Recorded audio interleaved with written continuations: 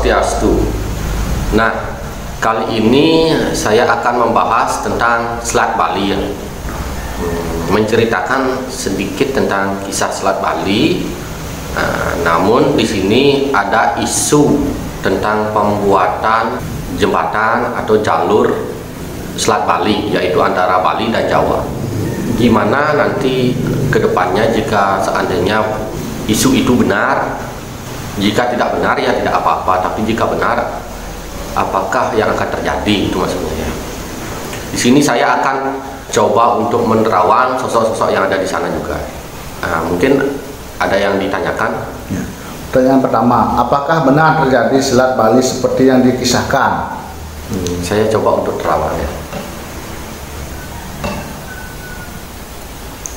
Sebenarnya masalah ini nanti saya akan ceritakan tentang kisah Mani Angkran namanya, yang juga berjudi, dan ayahnya orang suci, seorang pemuja Siwa. Beliau bernama Dangyang Sidimantra. Nah, nanti saya akan ceritakan itu kebenarannya, tapi ada yang benar dan ada yang mungkin harus saya tambahkan sedikit. Tidak 100% sih seperti yang dikisahkan.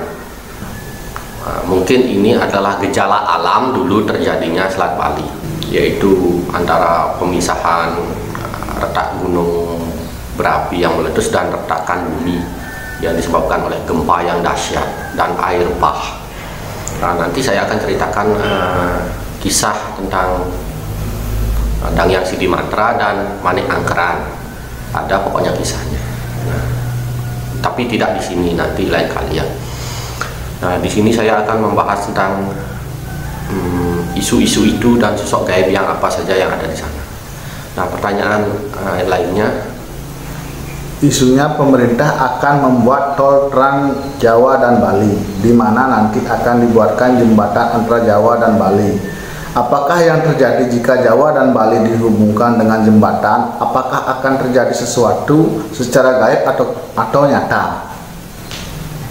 Secara gaib sebenarnya adanya kutukan pemisahan Jawa dan Bali, di mana Bali dan Jawa itu tidak diizinkan untuk menyatu karena ada perbedaan. Dari kisah Dangyang Sidimantra juga ada kisahnya untuk agar anaknya tidak bisa pulang ke Jawa. Jadi akan terjadi kemarahan di dunia gaib.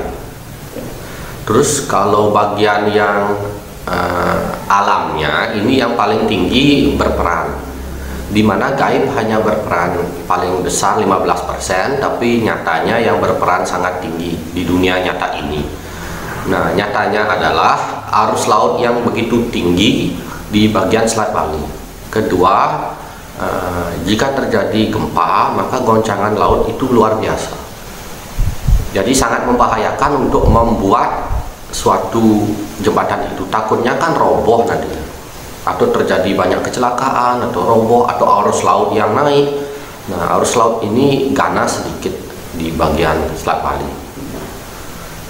Jika keadaan anginnya itu kencang, maka agak ganas.